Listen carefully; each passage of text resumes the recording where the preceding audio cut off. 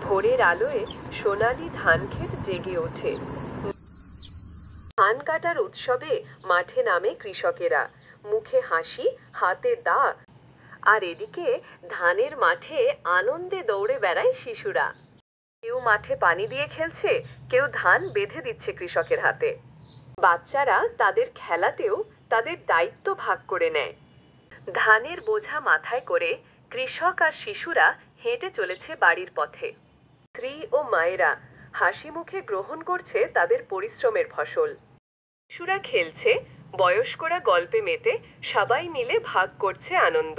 ধান উঠেছে গোলায়, মুখে তৃপ্তি, আজ যে আনন্দের দিন। আঙিনায় ব্যস্ত নারীরা, হাতে চালের গুঁড়া আর নারকেল, তৈরি হচ্ছে পিঠা। হাসির শব্দে, ধোঁয়ার গন্ধে, পিঠার মিষ্টি ঘ্রাণে গ্রাম ভরে ওঠে উৎসবের আমেজে। গ্রামের পরিবেশ এ যেন এক অন্য রকমের আনন্দ।